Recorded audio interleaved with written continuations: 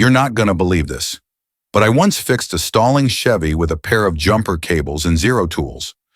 No scanner, no parts, no cost. Just an old school trick that most mechanics won't tell you. Because if everyone knew it, they'd stop paying $150 for diagnostic resets.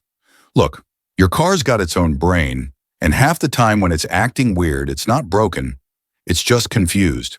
But what if I told you there are 5 legit ways to reset your car's computer and fix it for free without ever touching a wrench?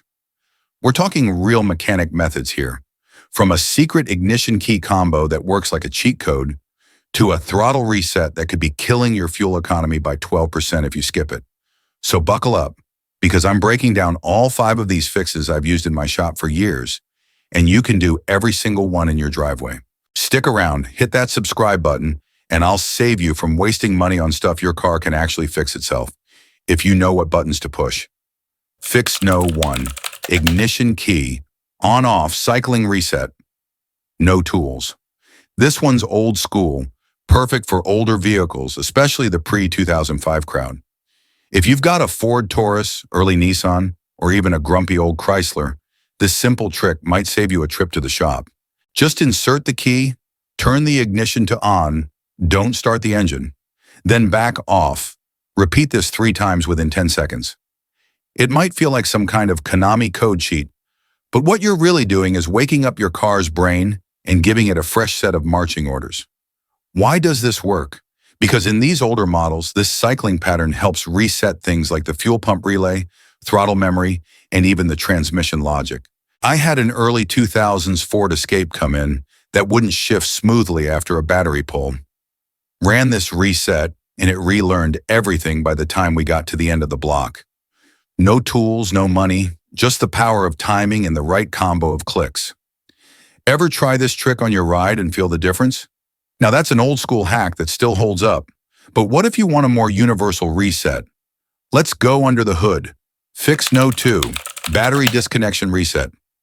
You'd be surprised how many people pop the hood, yank off a battery terminal, and expect their car to magically fix itself. Doesn't quite work that way, champ. I had a guy last month roll in with his dashboard lit up like a Christmas tree. Check engine light, weird throttle response, the whole thing. Told me he already reset the ECU by disconnecting the negative cable for 5 minutes. I asked, "Did you press the brake pedal while it was off?" He blinked like I'd asked him the square root of his V-in. That one step? Crucial. It drains out residual power left in the system. Without it, those pesky glitches can hang around like a bad alternator smell. So here's what you actually do. Always start by removing the negative terminal, then the positive. Don't reverse that unless you enjoy shorting stuff out. Let it sit for 10-15 minutes, and while it's disconnected, hold the brake pedal down for 10 seconds to fully drain any leftover juice. That's what resets the ECU and clears weird memory bugs. When you're ready, reconnect the positive first, then the negative. I've used this method on dozens of cars over the years, especially ones with phantom warning lights, and it works more often than not. Ever had a check engine light just vanish after doing this? Let me know. If you haven't, give it a shot before paying a shop to plug in a scanner and charge you $100 for it. So that's the right way to disconnect your battery. But maybe you want to go high-tech. Let's talk scanners. Fix No. 3. OBD2 scanner reset. Here's the thing. Just because you've got an OBD2 scanner from eBay doesn't mean you're ready to play mechanic. I had this guy pull up in a late model Hyundai with a blinking check engine light and a printout from a bargain scan tool that said no codes found. Problem was, his idol was hunting like a squirrel on Red Bull. Turns out the cheap scanner didn't fully read the deeper trouble codes or active monitors, and it definitely didn't touch the ECU's adaptive memory. These knockoff tools often don't connect well to every car's system, especially newer ones. That's why I always say, avoid the $10 tools and invest in something halfway decent if you're going to mess with your car's diagnostic brain. Now, when done right, this method's pure gold. You just plug your scanner into the OBD2 port, turn the key to the on position, and read the codes. If you know what you're doing, you can clear them and reset the ECU without erasing your radio presets or climate settings. Just be aware, not all scanners are created equal. Some will reset certain modules, others won't even scratch the surface of stored data. And if your scanner says everything's clear, but your car still runs like it's got the flu, that's your cue to double-check what your tool is actually capable of. Ever been fooled by a scanner that told you nothing was wrong? All right, techies, before you start blaming your scanner, let's check out a method that doesn't require any tools at all. Real quick, if this kind of no BS car advice is your thing, go ahead and hit that subscribe button. I drop tips like this all the time. Stuff I've actually used in the shop that saves people hundreds. No fluff, just real fixes that work. All right, let's get back under the hood. Fix No. 4. Throttle body reset via pedal. Ever notice your engine idling like it just drank 3 espressos after a battery change? That's not just in your head. It's the throttle system throwing a mini tantrum. Modern cars run on drive-by-wire setups. No old-school cables, just sensors and electronics. So when you yank the power, the car forgets the position of the pedal and starts guessing how to manage airflow. I had a guy in with a Nissan Altima, swearing his car had a ghost because the idle would rev up and down at stoplights. We did the reset, problem gone in 3 minutes flat. And here's the kicker. Car Tips Daily reports that failing to do a proper throttle relearn after service can cost you up to 12% in fuel economy, especially in city driving. That's not just performance, it's money down the drain at every gas stop. Here's the move. Key in the on position, don't start the car, then press the accelerator slowly all the way to the floor, hold for a few seconds, then release gently. You're basically teaching the car where your foot rests again. It's called a relearn or calibrate step for the throttle sensor. Some cars need this done twice, and others respond better if you let the car sit with the ignition on for 10 seconds before touching anything. Either way, this trick restores smooth response and kills that weird lag that shows up after a battery reset. Ever dealt with a jumpy throttle after changing a battery? That pedal reset is slick, but if nothing else has worked, this next trick is the nuclear option for stubborn glitches. Fix No. 5. Soft ECU drain via battery jumper cable. Here's a rare one I almost never see on YouTube, but it's been a lifesaver in my shop more than once.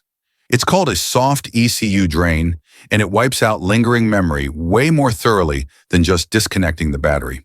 Had a guy with a Chevy Cruze that kept throwing weird throttle codes even after the usual resets. I pulled out a jumper cable, connected the positive and negative terminals together, with the battery completely unhooked, don't skip that part, and let it sit for 10 minutes. Boom, ghost codes gone, and idle smooth as glass. You're basically using the jumper to short the system safely and force a deeper reset. The trick is simple but misunderstood. With the battery disconnected, you just connect the cable between the two terminals.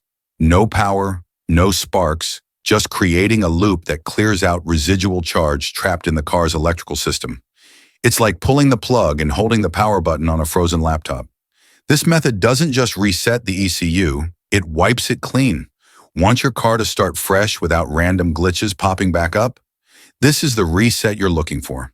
Conclusion. So there you have it. 5 real mechanic methods that can reset your car, fix annoying issues, and save you a trip to the shop, all without spending a dime. Whether it's an old-school key trick, a proper battery disconnect, or that secret jumper cable method most people have never heard of. These are the resets that actually work when your car is acting up for no good reason. And listen, I've used every one of these in the shop more times than I can count. They're not magic, but they're real-world fixes that can make a car run right again without breaking out the fancy tools or draining your wallet. Tried one of these and it worked? Let me know in the comments. I'd love to hear your story. Got a method I missed? Drop that in too. I'm always down to learn something new from the community. If this helped you out, hit that like button, share it with a fellow car nerd, and don't forget to subscribe. I've got way more real mechanic tips coming that'll save you serious time and cash. Catch you in the next one. Until then, drive smart and keep your ride running right. So there you have it. 5 real reset tricks I've used in the shop that can bring your car back to life without spending a dime. No magic, no gimmicks, just straight up fixes that actually work. If this video saved you money, imagine what the next one could do. On Car Fix Free, I break down the kind of shop secrets and hidden tricks mechanics don't usually share.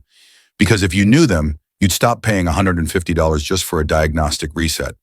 So hit that subscribe button right now and ring the bell. Because in the next video, I'm showing you a DIY hack that could double your battery life and keep you from getting stranded. You don't want to miss it. This is Car Fix Free, smart fixes, zero fluff. Thanks for watching, and remember, drive smart, save money, and keep your car running free.